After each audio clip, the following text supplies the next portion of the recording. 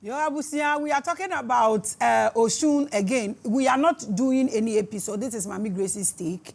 Questions na me answer no. Eno ana ndema fa baako a me ba be answer no. Na we no me pick we no from mythological gods no. Omo episode na ye 2 weeks ago no. Eno mu na me fa sa questions we fi na me pese me answer because na enkrofo bisa say say me say Osun eba na me say ebeba beda ewia no ani mu ni ntemu a na eden na me gina so a me dey calculate because I always talk about astrologers no say omo nso no me feel say omo nso de no ye dogma ana so say omo nso de no a one man fit all, which doesn't work like that when it comes to spirituality and humanity. Enti nkrofo bi bisa questions bi nti eno na me pese be good screen so na ya answer. You see a lot of copper around me because of some na me addressing because it has something to do with Osun. The reason you see copper all over and then ubehu image we wa na we the copper tree no so behind me. Copper no make kasa about copper no because I will share copper na ewo screen so na ubehu say enye copper ewo baabia ubenya to enti ubehu say a lot of edinkra symbols no na egu we nye copper ubenya wo either Amazon or anywhere to buy. From 3D to finishing nina was done by me and now is done by me. Nti metumi aka say the very first African or the edinkra symbols no edi egu copper size effective every African bone and a black man be a dompe no the very first time I see from 3D to finishing me da himfo mpanimfo binumu a ene Ghana mpanimfo binumu a omo boa me ene omo gigi omo sika the scientists ni ade a omo ba mu no they took their money, they charge huge inti nya de ebe mention omo. We are not going to talk about it yet. Ekwan e fa so ba ye the processor ekomu ene ade no but wo sha obehu say this is not anywhere to buy ye wo copper ni bi wo kwa ewo Amazon na obetumi enya bi ato but way is nowhere, not even anywhere in the world. Until we no there from 3D to finishing is for us until we betumi de yen say BT your chest akasa is a history we have made, but we are not talking about that today. Ada ye be kasa about it ni ye be kiremu ye wo copper wo ho ye wo kensu obre e wo ho ene ye wo Abyssinia enso so wo ho bada ye be ka ho asem no na mekirekire mu na ma kire size no ene ha wa copper nso ntumi nhye ne ba ko a wo be hye ne mienu na ebi no mu bisa so mo ye Venus nti no omo betumi a copper. Now when you mix copper with Venus Gregorian astrologers no sa we di bomupo you get love out of it, but enenye no na ye address ye address questions e wo mythological gods episode na ye ni muntu moma quickly no moma yenhwe enkrofo no questions no na yenhwe but eneno ye di bebrebe bubom because na similar questions na ye bebre nti no ye de bebubom nti yenhwe first question no. The first question if you Kennedy Hall 1784 or no and obisa asa question way ewo YouTube no or say Kasongo babe, I know you are aligned with the cosmos, so how did you calculate your calendar to align with the date in order for the establishment of World Osun Day? That was a beautiful question. Enti abusia yenu ya be match you Kennedy bisa question no na ni obli enso so betro wo ne comment na se ono nso so ne question no ono nso wo no eno no ntimo ma quickly no ye nhwe me the other questions so be ka ho na ma address no once and for all because ye nhwe da any time bebrisa. The Osun Day is a meteor phenomenon as well as mythology. Me ma wate ase ntime mo obi enkotena ho nka nchiro say wada ono oyo Osun enye nipa bia pacho tiase mame. It has biological understanding as well as metaphysical. We don't calculate the day for Osun to visit Earth like astrologer beka say and away yes we hwe abrofu we no hu omo ni nyansa sebe kafra facha me February 14th to say 12 ho baby na omo celebrate snow moon na manfo nso te Ghana o hwe yi mu na omo so celebrate bi it's okay if whatever you are celebrating. But anytime a ubehu se mafa bibi aye serious ye hu bibi no na eye bibi it has nothing to do with this Gregorians. Na it's about Africans. Makatro say I am everything African from my spirit, my body and everything is African. It is American way no. So ujina ho na adwen we gi ho makatro say ye meduku me duku me de abo eno na ewo mitiri so no. Enti no yemfa we ni ye de calculate Osun ne appearance ewo asasi so. You look out for the astrological signs and add them to other indications. Enti wo hwe comment na nipa no atwero wo ho na ubehu se onu obisa se eden na me de calculate ye. It is simple to use signs of astrology for the predictions. But the problem I have with astrology is that it is principled and consistent. So medikan aka kire wo say ade bia eye principled no na obi no ye originator no nti se wo kokope se wo be pesi a wan hwe ne ye a you will mess yourself up again. Say eye principle na eye consistent so a ye betimi dia ye adwuma as human beings ana. For example, astrologers watch the movement of the stars and other celestial bodies and how they are positioned to predict behaviors on earth. Omosha enhyehyeye no nti se enhyehyeye ne dane ne ho a na ekere se omoso omo predictions ana omo readings no so ebe dane omo ebetimi ayesa ana. So it's like a formula for them. Omo hyehyeye no we ayete se formula for them. If the sun and planet X are in line, then all January 2nd borns are going to be rich. Does it work that way? Because so we be no kra entafo ya wo mu nyina mpo one day no. Ya wo omo one time no. Omo abrabo ntumi nyepe. Nti aha na ya na sebe me dwen ho ana me calculate ana aha na ya na me ka se ye mbra fom ne ento ye bo na nke ye hwehwe mu nhwe na se ye be use sade we po ana nke ye use otemase. The issue is, what about the different biological and vibrational positions of these January borns? What you say? Almost say obi wu ne maame ne papa omusu ana omoban a omode wo no ne ade eno so influence ben na ewo this zodiac ne so. Akola ne betimi ase bibi fufuro bi a ne maame ana ne papa ehun ni ma na nti me pese bibi say biological issues ti say sebio fache me so obi ye sickle cell a obetumi aka say because ya wo ni date say nti no sa day no omo nyina omo awo omo da day ni na ye sickle cell na wo hu hanom na ya na me say ye nhwe biological and vibrational positions no they also matter.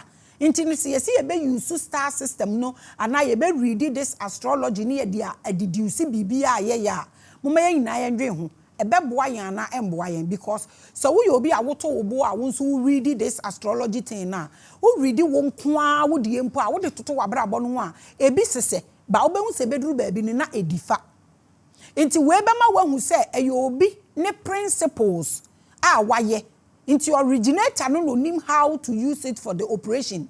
Into say de hu koto bebre esu bebre sa e betumi aye problem no e de amaye because de no kra to nchen a who read astrology wa America na who read wa ha that day no kra ade ne beche wo ho na ha no ade ye nchen ye wo ye no to nchen so aye weather no so ye different from ade asa wo ho no na ade achen wa ha. Into how do we balance this? When tin America say me nka say ye ntu sa asem ningu.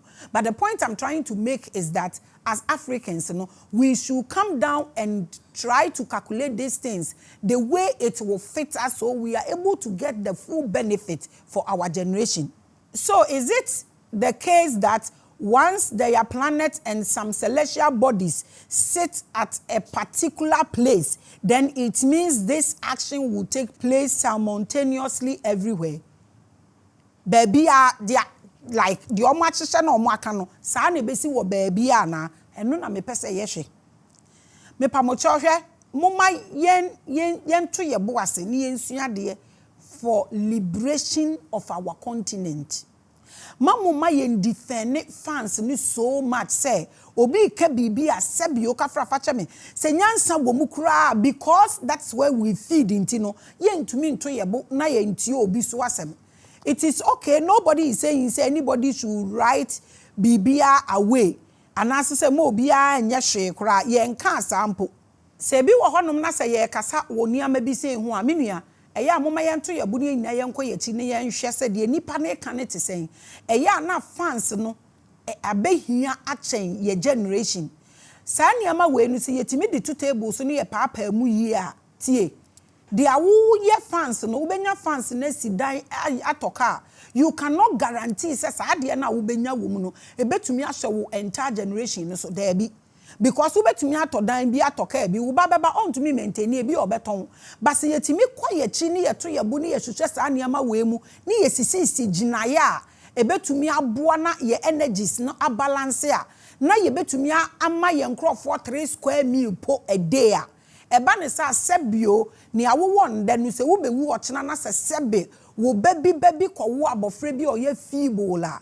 system na yetumi ahihye ni yie no ebetumi aboa sa wo ba na ya wo no no ye feeble no ontumi nya ne ho hwe no. This is the reason why we keep talking inti say ye kasa moma ye mra fom ne ye nto ye bo ne ye nhwe ne ye nsusu se sebe adekon a ye defend no aya menim ba bi ebetumi ede yen akwakoduru because dia obeja ma oba wantumi ambo ho ban a eye useless but wotumi set systems bi ede to ho na say there are food courts free food ayi wo ho ye wo free education ye koso yetumi aye ni yie na ye wo free hospital ya ye ni yie enye de ede ya no beka wo koduru wa ya asamfoforo na mekon yetumi ma ye energies no e balance a na ye ni hono mo a ya set system no ye je bibi e de amanchirima no de beka no omo benya asomdue bi no omo so atimi e de apasiu enu ne kasa bebrebe a metena se wo hano mo a na ye amekasa no. That's where I have some issues inti said the ankrofo bi asehye omuniama no na spirituality so nya one fit all no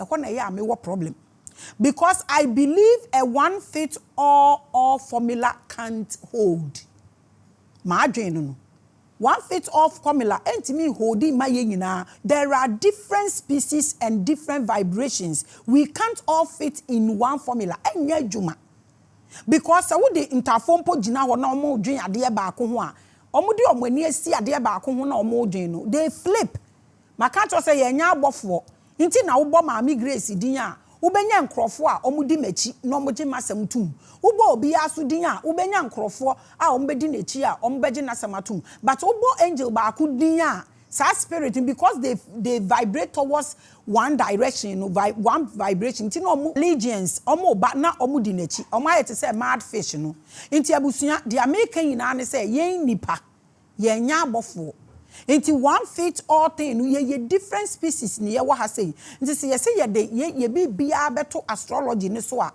ebetimi aha yen. I'm not saying say enye but the American say yentumi nkomu yie na yenhwe say enkrofo na omo set sa niama no app no omo principles no secret e womu no pa no eye den because ade bia wo be copy wo baabi no wo paste na say wo nim principles na ebeye baseless sebe kafra facha me emfaso bi enhye da emba so emfa ama nti eno na me ka se yento yebo na afenka yebetumi a na yenhwe ni yie nti yentimi ka se yenyina yewo yen one day nti yenyina no yawo yen date ba ko nti yenyina ye behavior unim se enye possible entimi mpo enye yie watima se we hu asem ne ye ka because yawo ye one day and the same star means we are going to end up the same way enye possible well tafo akra na America no they flip and omadwin ye different omo life mpo enye the same thing. No, I believe other factors are important in the predictions madwin no enu ntina media me agree say ye pese ye use this star thing ni astrology thing na net say we have a whole lot to confront because minimum tafo bi a obi anim omo wo Ghana omo say omo de omo be ware atena fa ko omo be ye bibia ba ko omo be ye bibia ba ko baby omo be ko bi omo be ko ba ko betena as I'm telling you they ended up torturing their husbands. They say no omo nenam uhu omo humpo Enya possible ya wo omo dakoro omo da yefunu no mu nyini dakoro, but they have different life, and until so omo beti we ase no they will get stuck, because where we pass and where we come no is just a portal ayaba ha obi aso na this one. Like I said, say obi a woni jail sentence no obi anso won a crime or the abaha no no nti eno na make say yenhwe ne ye. So for Osun Day you need to be observant and know what happens in your body. Eno na say utumi ti ase nti hwe ne ye ade Osun yade a ewo wumu ewo wo ho medikan a kire wo say eno na ye wo sacral chakra nti abusuade America ne say me believe say there are more important factors eno so matter ewo predictions no emu enu nti na men gin tum say obi beka say obi a one ni kunu atena one na wo miensa o na ye reading ne way ne akache ne say because omo nkleke no omo zodiac sign ne nkleke nti na say marriage ni breaking off ekho na ya na me problem ne wo na me ka say ye nto ye bo kakra ye to ye bo kakra ne ye ba fom a ye beti ase because ntafo ya wo omo nyina da krompo no they flip what you say. And obi nso bisa a question way about that is Sandra Anoche Yeboah at 428 at 428. I say, Empress, I am confused and need a little clarity. You mentioned the sacral chakra to be the fourth chakra.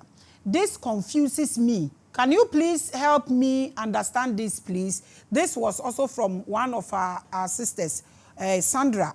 Ono so say me can say sacral chakra. Enti no nte ase. Okay, chakra no me ye no simple abete ase. Chakra no te say me fa ne say camera a lens na share nimu na visualize ade no. Ba camera no lens na share camera na nimu no share camera body no emu. Enti chakra no is just like a light, and I find say a lens, okay? And sacra no, and ye bone na chakra ni etuemu no. Tise meka se sacral chakra, and ye fourth chakra no so mpacho tiase ye very simple. Inti meka the socket and the light bulb na and infuse the two together. So when I say sacral chakra, and no ye fourth chakra na ubisa no na ehye ene ne socket ne ne bom eno nti wo ka fourth chakra obi ka se sacral chakra or part as a fourth chakra no, but we no ne body ene ne lens ne visualize ade no e chakra na kasa ni na ebom nti eno e na medikan akirechire mu akiro nti wo sha medikan a ansa ye nua be ma Joy Kennedy ne de no nti Joy Kennedy de na sia na ye nua be ma obli ono so betwero wei obli so betwero wei wo ho ni obli adi ono so betwero same question a ono so opese obi so twero wo Joy Kennedy wei na se eno na ma ansa ede amaye no e na wo hwe ho no so a wo behu ye nua ba Sandra so ono so ne de na o se me kan sacral chakra no eno na no so a ye fourth chakra no eno na me di ni ma kire ni nyina won say sometimes when you are learning enunti nanka ebeye yi a anka spirituality no but school ni beba e wo Ghana all the school I have attended in the name of spirituality no ni nyina me make sure say bi beba Ghana hansa na sebe mebu mi nsa akomachi a mebu mi nsa akomachi sanka beye yi a anka obi afa a particular part say okwa anka onko sa part no ma onye ni funtum fram because se wo copy bibi na wo ni principles na one shall will be misleading Crawford. Sometimes when you sit back and you look at those talking about consciousness now, they are more confused than even those who are operating under dogma and I say omo religious sect anymore. But that's not what we are discussing today. Intino adia bi wo omo beka na ofa na chakra na ofa na vibration na ofa na frequency. But when you sit people down to ask them questions na be a problem. Inti obia or chakra sema na orisha sem no wo in total knowledge no ono no be ka kire o sacral chakra obema wo body no no wa ma wo lens na etuemu eka ho no eno na ede that light na eturo to nipa so no ebeba. So when I say sacral chakra na me ka fourth chakra mama wo the bone no a light ni demu no eno no. So for Osun Day you need to be observant and know what happens in your body. Until the body no, and I would be detected as some it means it goes beyond the normal readings. And now I what a principle something na obi asheshe and dogma. You must study the movement of the moon and the sun and how your body behaves anytime certain things happen in the sky. Say a real show unko read zodiac science, I say real show. So what the wa unko read that is how we should behave as Africans. Yeah, they were not reading zodiac sign, but no mun timidi we are share time. Tie enyo broni enode ewia any moon eba Africa. Enti you cannot tell me say wo nanano na o read zodiac sign enti na onim nia na oye. Double arm spread omode meja asase say ewia na beto ha omunim se no nsia boni nyina they knew about it. Enti na omo hye omo de omo body ni de omo de omo ani di ho adanse e na omo de calculate na enyo obi a principle one fit all and na omo de ma obia. Until you will look into the sky. Now watch the way you feel in your body. Then you are able to tell, say, this is what is happening. When there is a myth, you bring it to light in metaphysics and then decode its biological significance to make decode a mystery. So when anka make anka beye year and even if spirituality in our person will practice it, try and learn. Unfortunately, we don't have schools in Ghana. Everyone natural ability, just a who grades, just a work or university, any idea. The other school I went through to Mexico, yeah, make off a Bermuda Triangle, na school fees was almost $50,000. But I was privileged to have one man who decided to pay for me tickets in Bebre from all the islands. No swadi could do Mexico or decided so better all that ticket. Inti Emma learning distance no ebe difficult. Inti ye bon pa ye se Nyankopon ebe ye adom na de aye start say ye obi se Nyankopon be fie grace Nyankopon. Obema de aye start no ye tumi de akwa wie ye pa na say ye wumpo a no obi wo ne ba no wo natural abilities a wanya opportunity na ode agrumi sa natural ability no otumi de abeboa ewiase ana ye continent ya ye womu enti nka ebe ya anka anything you want to talk about it no se wunye hu ne metaphysics hu ne hu wo light ana se hu vision na se wonti ase metaphysically na fe waba beti ase biologically ansa na wonya significance na ewom na wetumi aka akire nipa. But see any yet no baby akwaye no akoye din se che obi ti we a na ode ko nti ama aye basa aye din nti na me pa wo cho se wo hwe bibia na wo tie bibia you yourself the way you feel. I want you to make sure say wo body any wo honhom any wo bibia e lead you to ade na wo ye no ti na me se me kasa bebre a hu se wo fa dia resonate with you no say this combination ya me de ma wo wa hai.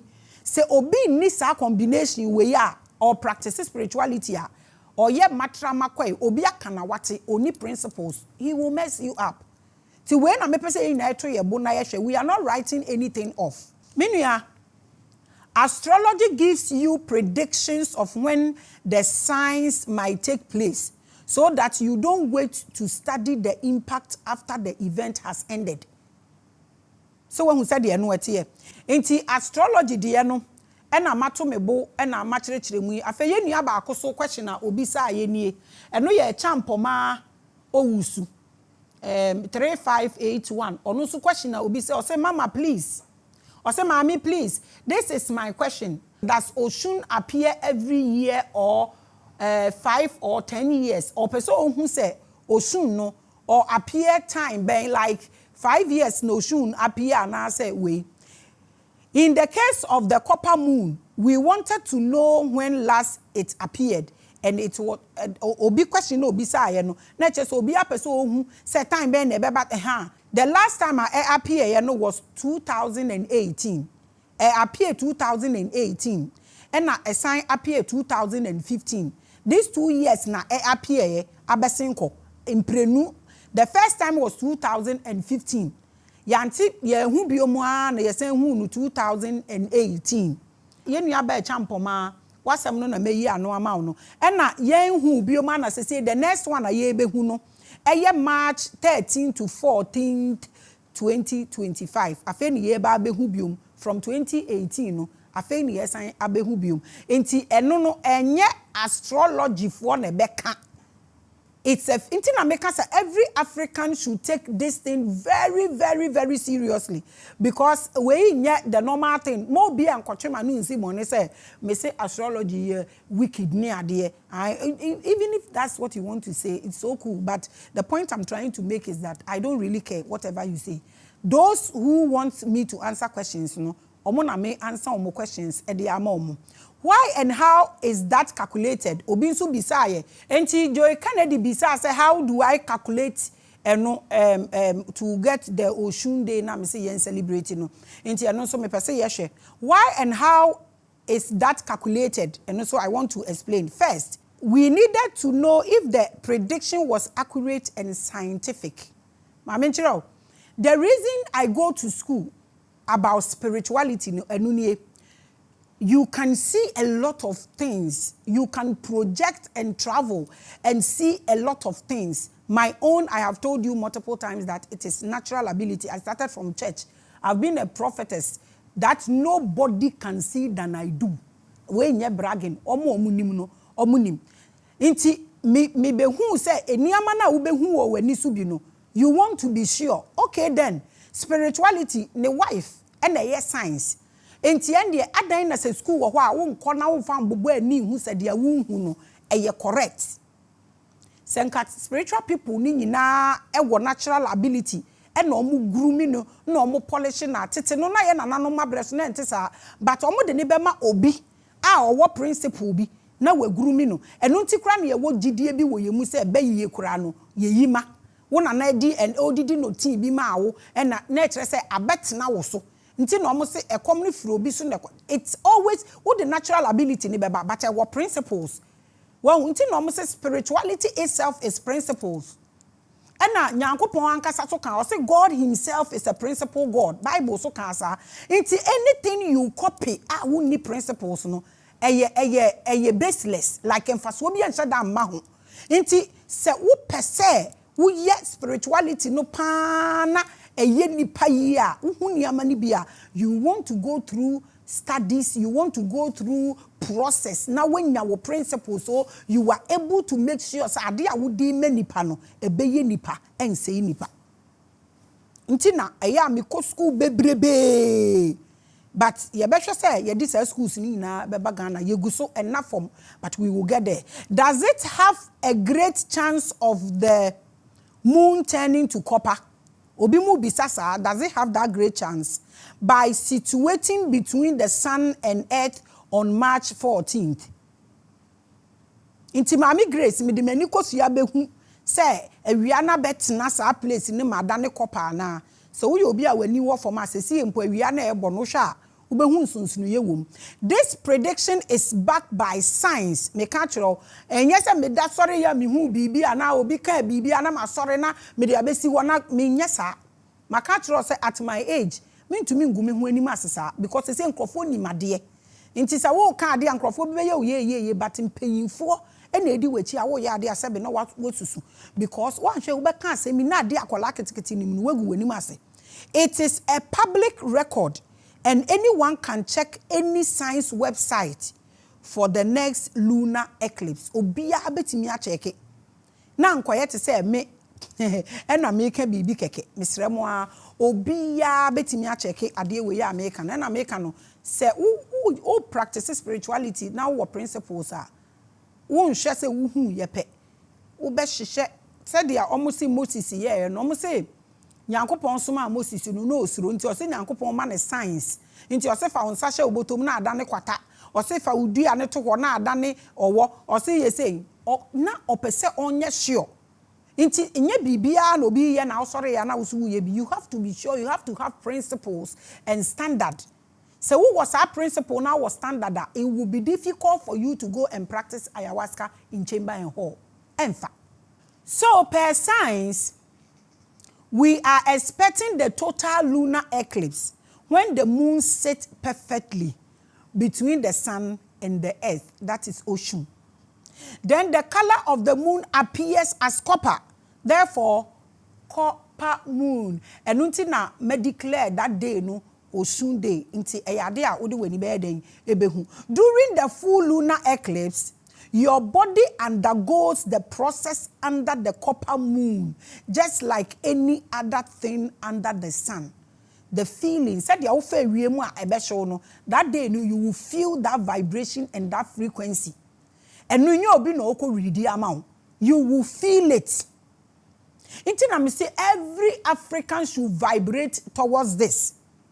Every African should vibrate towards this. The energy of the copper moon affects your emotions. Baby, I will be hunu American and intuitions. Baby, I na who den e wono because mama what I say the fourth chakra. Inti say you be a wo in total knowledge about chakras a ube hunu American because it tempers with the vibration within your lower body connecting to the heart. And so that day the reason it is copper is everything healing. We are not doing the copper education today, but I will still do it before the day. Which is within the fourth chakra, makachro dada, responsible for sexuality, intuition, and rejuvenation. And so uyo be a wupe jaman like what yashwe jaman bom a mani meme na to me close to ho na that day maybe try to contact me. I'm able to give you a few tips to use with copper. Now why you share? Copper has always been part of Africa. Okwa ye nuanom na omo wo adane pram omo free ga dan before no. Omo nanka omo ne Nigeria for ye Yoruba for no. Omo na Osun no. Na omo eti omo so like omo ware omo na omo priest ni nyina omo priest ni omo priestess no. Na omo mu na efi omo na omo wo ko ga dan gbe ni ade abehu Oshanwefo ne ade no. Enyina asanka me say metena se yie a na me say ashase no me se me pania me bi anka bi a metumi aye Oshanwe priest enti nka me no obi fufro ntumi nware me age obi ofi Oshanwe fie because enka obeware me na metena me frɛ Oshanwe wo body ni mu na odisika e ma omo potopoto but unfortunately for them I'm not available. Enti abusia Osun no owumu onti baby but ade a wode power no sometimes nkrofo say me den na me frɛ Osun no wabeboa me aya na so embarrassing some said the aye bi no mama mote spirituality ase no mobo wonsuno na egu wuyam no sabio wodidi gumu a wonfrɛ ne so ombeboa wo na won digest aduane no the same way na chakra na ewo wumu no so you aduane na ma yefunu no ye adwuma sebe kafra na digest na akoso no wetumi epupu. So when did it 3 days you won't pupu because bibi eni wuyam nti saa so na your body part ni nyina wo bibi a enhance no nti Osun no anasa wo fourth chakra no so ade a enhance no eye copper nti akrobofo ne ade no first na nka omo koye obi dipo a omo di kan de copper ye ne ho nyina nsa omo de na konsuom na omo akodware no omo dware ni wi a na efe omo ahye no gold but ye throw all this culture no etu egu nti se ye ka ho asemi obi bi sa say ye den ye calculate with the zodiac no it's something that we were doing nti adwuma ye no what ahwe adwamambom we intuition na block here it's a day for you say ube enhance wo chakra no na atimi abiebie wu ho so ama. Copper is used to align energies and vibrations. Nti enye ade a wo de sha bayifo nkumu ana say obi gbowutu a enkan. Copper is never a protection, physical protection. It will only enhance your chakras. Na sa wo chakra no so sa eyi yare kwa achire ema wo tumi da won suffer menopause entity because don't forget it's equally a mineral. Ebi mu so supplement it. We a simple thing no, but ye be mana ye hu align it with your energies and vibrations. That's what copper is used for. And the chakra associated with copper is the fourth chakra, which affects your emotions and sexuality.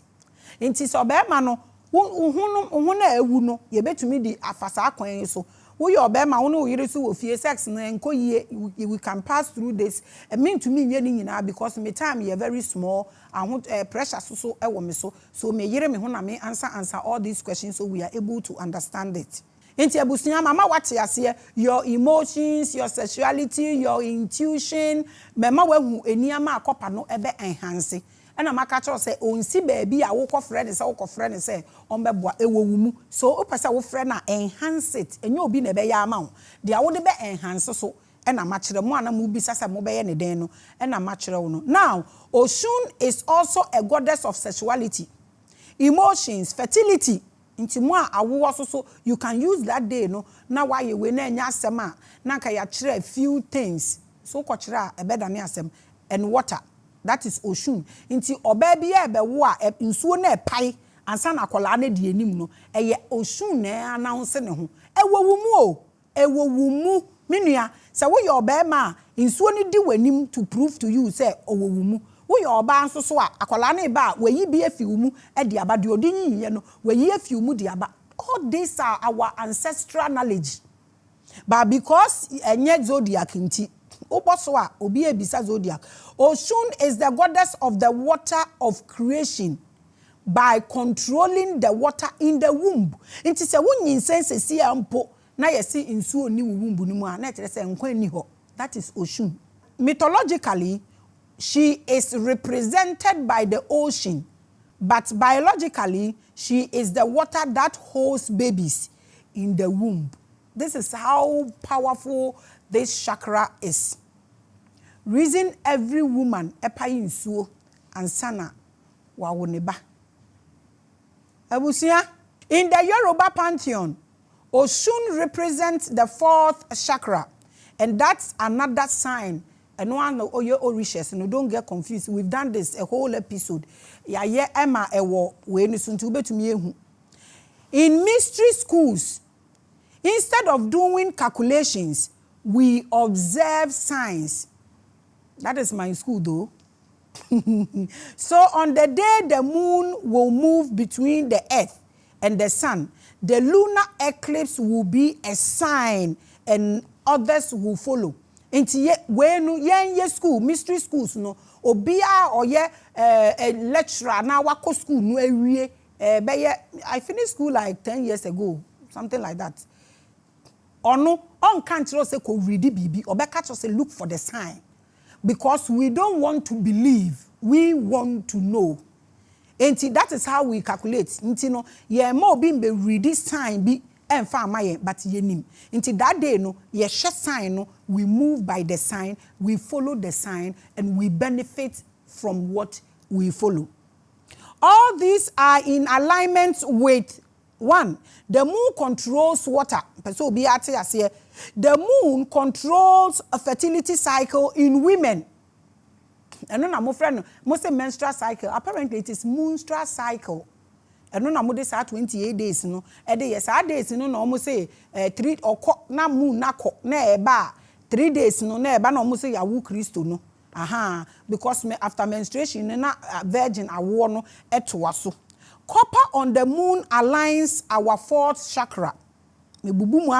Copper itself is a 4th chakra material. Inti di amachire chire mu achire wu nyina no me bobo we so ama so you will learn more about it. 4th chakra controls emotions and sexuality. Osun, the Asian goddess of water, sexuality and fertility, appears in copper, gold and floral ornament. Enti mama wehu the signs a wo behu ni nyina. Enti anko ba bia ankofro obi ase ombrambe ye bibi mouth. So Osun, all those in Ocean way, those in that family, you know, I send you a greater love, and you should get ready for what is closer to you than any other power. Enti me pamocho mo amowo Ocean way no, Osun. Enhance that Osun power in you. Nama o sexual life no be answer. What asha wo musu na ntumi a you can also I mean person make some contact because you people come and give me pressure. I don't want wrinkles like that. They say my babrewa enti ebusia uncle you Jojo Asabre mon kan kire no oni Dr. Kelly so mo ansesa akonwa na me nye ade we biom. Akwe no kan akafra we de mo fa nche mo se trumu ni nye mitrumu. Metumu no enko akonwa nim na o ma force me na ma hye mu kpofun. Fine girl. Mama ate say obolobo mi gu akonwa nim instead say me yatia don committee akonwa nim no omo asesa akonwa no de alawu ene na ayeka mo ne omo nkasa na omo sesa akonwa nim the kind of akonwa mpo omo ye pepe omo person mo to akonwa 40,000 mo ne omo nko omo ankoto akonwa papa ama me de though I like this chair, it's equally copper chair inti me pe no but me true mu no sebe enkom. Until they have to find a way. Until Dr. Kelly and Mr. Jojo are separate. Until then, so when you episode the same be unsure, they should blame you guys. And my PA, Uncle Kwesi, or no so. So 1 year no no. The masters call Osun the copper moon goddess. So that's what we are going to celebrate on the 14th of March. Make it a great day. Connect. Turn your life around. These are the simple signs we use to get the Osun Day. So that day, no connect and push away death. Mama yen connect one yen just say celebrating Valentine. Obi a we world don't poison. And now we should rather push those celebrations away. Yes, we will now celebrate. You don't know this, you know. This you will see. This is sitting inside of you. If there is any celebration, there is no celebration powerful than Osun goddess in the celebration, and that's a copper moon celebration. Let's all vibrate towards this. Now you're making a great chance. Now you're your emotions. Say your emotions, your balancer, a kronumu bejo. Na bibia ebe fine. I said you don't worship anything. I'm not saying go and worship Osun. You celebrate Osun for the copper moon celebration. Make it count as a black man. Get your coppers and all that. I will find one day and do the copper education so that baby I will be no. You find a way to celebrate and enhance your fourth chakra. Mama be say we Venus, we be say you so dia copper no pipe no. Copper moon and namu na wono no ntia ne ya manu nsuo biom ewo efie ho no me pa cho bebre ya brase electricity no so sa copper ntia ne jama obeja light so eso minuanom make it count. I have answered all these questions. Mun keep more questions no coming. Mo share episode now, let the question relate to the episode so I'm able to answer. Let's be on track. Na yenye na into me enye fine. So I'm wishing all of us Osun Day in advance. That is 14th March 2025. I'm wishing all of us Copper Moon celebration that day. Thank you so much. I think I've answered some questions, but if they don't change the chart, I will not be here. My bum is not fitting the chart. It's making me look puffy, but I'm a pretty woman. I must look slinged, mackerel.